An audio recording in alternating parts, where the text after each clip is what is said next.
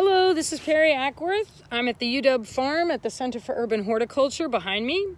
The UW Farm has 3 growing sites on campus, and I am the farm manager, the single individual that is a permanent staff for the UW Farm. I am doing this video for a Nutrition 303 class in the winter quarter of 2021, answering a series of 5 questions. So an important question is, how does the UW Farm contribute or interact to a campus food system?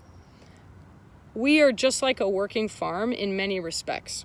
Not only do we support academic classes and courses and labs and field trips, we also actually grow food for consumption.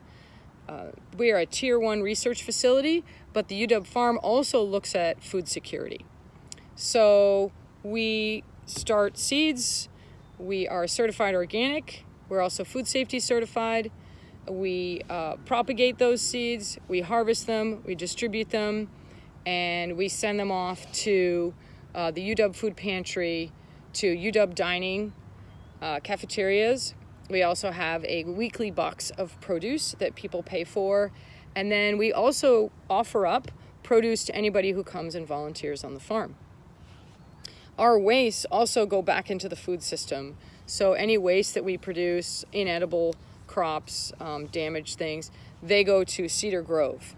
And in the beginning of each season, we purchase a lot of compost from Cedar Grove, sort of returning or completing a cycle, a sort of circular food system, if you will.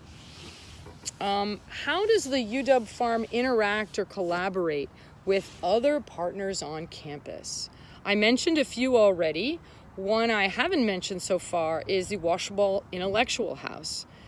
Starting in 2018, we had some beds at the farm that were set aside for indigenous seeds and for some students to come down and grow culturally appropriate and historically significant and ceremonially significant indigenous crops: squash, corn, beans, macaw ozette potatoes. So that's an emerging partnership that has really blossomed recently. Other groups we work with are the ASUW Student Food Co-op and an RSO called the Dirty Dozen, which is a farm club. What do I appreciate most, or do we appreciate most about working here at the UW Farm is you. The thing that keeps me going and keeps the farm ticking is this was actually a student club that grew and grew and grew, burst at the seams, and moved to 3 sites on campus, or 1.5 acres. It started off with just some pots in the biology department. The only reason we are where we are today is because of student enthusiasm and some really amazing professors who are seeing the value in being aware of the food system. So the diversity of students that come onto the farm and interact with the farm has been critical in sort of developing this on-the-fly discussions that happen in this space and actually providing a lot of labor and ideas for growing this space and making it better and serving more people and more equitable. So it's you, the students. Some of the faculty that I interact with and staff at UW have been amazing. UW Botanic Gardens, Housing and Food Services, they've given us the land free of a lease fee in order to provide this growing space. And then lastly, how has the work here at the UW Farm been affected by the pandemic? Wow, that's a big question. The first thing that happened was we're not established as a critical food support system, so we were told to ramp down and sort of shut down. That became really difficult because the UW Food Pantry really had no guarantee from food sources that they could really have a reliable chain of produce or healthy food for food insecure individuals on campus. So we switched from academic to food security as our priority.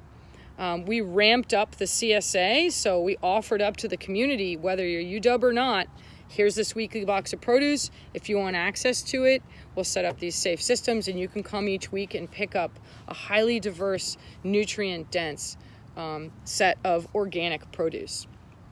The other thing that happened to us is the amount of expenses it costs to procure the face masks and all the disinfectant. We are food safety certified, so we were already doing a lot of super high level disinfecting, but the COVID made it really hard for us to get to the 3 different sites without being in a bus or inside a truck as a team. We had to purchase a lot of extra face masks and rubber gloves. And the other thing was we needed a really high developed communication system. The reason why is if any one of us became positive, we had to immediately connect with the rest of the team and say, hey, listen, I'm not feeling so good, I can't come to work. So our labor force was extremely low. We went from 300 volunteers in 2020 down to 21 volunteers that were approved. And then we had our 4 student staff. We added 1 student staff full time. But even then, it was really hard.